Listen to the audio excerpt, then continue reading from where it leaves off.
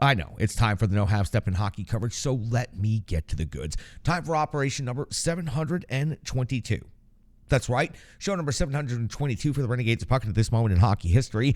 The Nashville Predators continue making news. Let's talk about that first, then we'll talk about where the Nashville Predators are currently in the standings. The Nashville Predators made another massive trade earlier today. Matthias Ekholm, defenseman, has been traded to the Edmonton Oilers.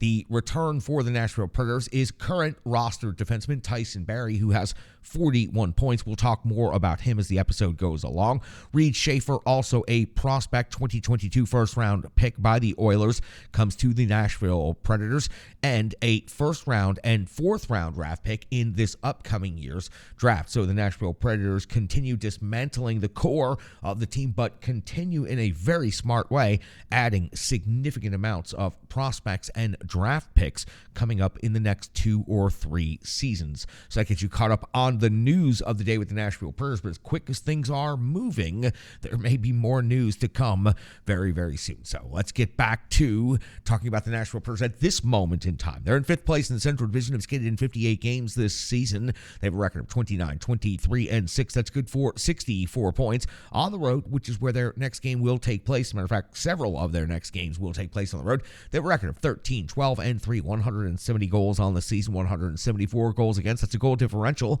of -4. The Central Division updated standings from the top down.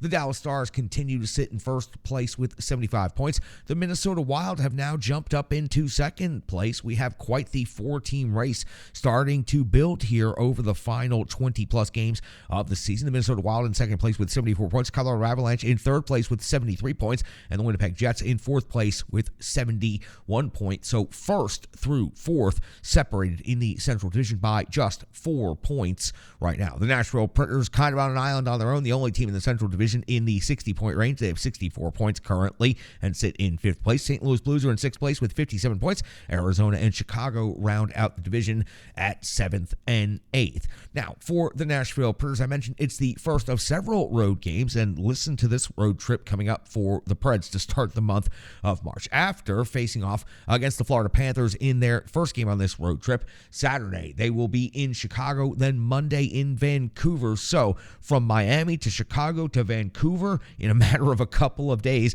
and then on the 9th of March into Arizona, and then on the 11th of March into LA, and then the 12th into Anaheim. So the Nashville Predators will be piling up the miles coming up here very, very soon. For the Nashville Predators, starting out back all the way back on the East Coast down near Miami, they have played the Panthers once this season. So this will close out the regular season series. They was back on February 18th, so that was very, very recent.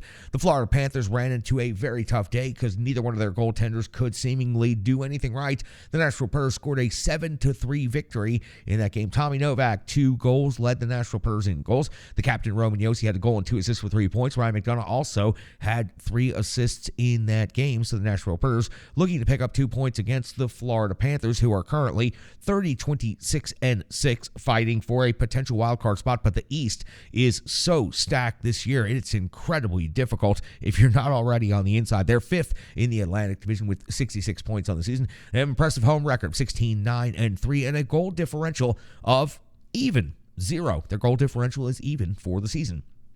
Take a look at their most recent stretch of games going back to the 16th of February, 6-3 win versus at the Washington Capitals.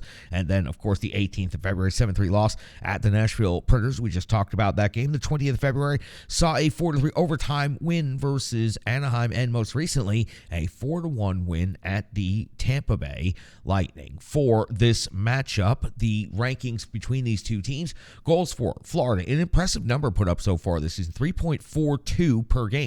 That's 8th best overall in the NHL. While the Nashville Predators 2.88 on the season is 25th overall in the league. In the goals against category, the Nashville Predators lead in this statistical metric, 13th best in the league at 2.98 per game, while Florida is giving up 3.44 per game. That is 23rd in the league. In the shots for category, the Predators are 20th, 30.6 per game on net, while the Florida Panthers are best overall in the NHL, first with 36.7 shots on net per game, and that feeds into one of the Nashville Predators Predators' biggest deficiencies on the season, shots against. The Preds are 26th in the league, giving up 33.6 shots against per game, while the Florida Panthers are giving up 32.3 shots per game. That is 23rd in the NHL, but the Nashville Predators giving up quite a bit more. Power play for the Preds, 26th in the league. They've converted 18.5% of the times this season, or 34 out of 184 opportunities. The Florida Panthers power play is significantly better, converting 45 times into 210 opportunities, 14th best in the NHL, 21.4% conversion rate. When it comes to the penalty kill, the Preds do lead in this particular metric, though. 81% kill rate, 13th best penalty kill in the league. They've given up 38 power play goals against. The Florida Panthers are 27th in penalty kill, 74.3% kill rate, and they have given up a massive 58 power play goals against. Now, for the Nashville Predators, there are a significant amount of pieces out of the lineup right now, whether that is due to the number of trades that we have seen in the last couple of days or the number of injuries the Nashville Predators are currently dealing with. Philip Forsberg still listed as day-to-day with an upper body injury. Parsonen still listed as day-to-day. And, of course, we know Ryan Johansson out for the season. Mark Borowiecki is on injured reserve. So for the Nashville Predators right now, it is a very different-looking lineup. And by Friday, it could be an even more different-looking lineup. But for now, let's talk about the top 5 scorers on the Nashville Predators, even though one of them is no longer on the team and one of them has been injured for quite some time. The captain, Roman Josi, though, is doing quite well in the recent stretch of hockey without all of these other names in the lineup. 17 goals, 37 assists, 54 points on the season. Matt Duchene, 18 goals and 31 assists for 49 points. He's had a new edge to his game as of late. Philip Forsberg out on injured reserve right now, 19 goals, leads the Nashville Predators, 23 assists in the season for 42 points. Mikhail Granlund, 9 and 27 for 36, and Nino Niederreiter no longer on the Nashville Predators, but 18 goals and 10 assists when he was on the team for 28 total points. UC Saros in net, 23, 17 and 5, a save percentage of .916 on the season, 2.79 goals against average. On the Florida Panthers side of the ledger, Tkachuk, 28 goals, 51 assists, 79 points. He's near tops in the league in those categories. For Hagee, 31 and 22 for 53 on the season. Barkov, 16 and 34 for 50. Montour, 10 goals, 38 assists, 48 points. And Reinhart, 21 goals, 24 assists for 45 points. And a number of these players typically do quite well against the Nashville Predators. Bobrovsky in net, 18, 16 and 2 and 904 save percentage, 3.06 goals against average. That's got you all set up for the Nashville Predators' first game of this very lengthy road trip against the Florida Panthers. They'll close out the regular season series against Florida Panthers. Already collected 2 out of 2 possible points, looking to collect 4 out of 4 points and looking to continue moving forward with the next generation Preds. That gets you all set up for that. Now it's time for the Rebirth Sports full game recap. We go all the way back. We talk about the Nashville Predators and the Pittsburgh Penguins from Bridgestone Arena.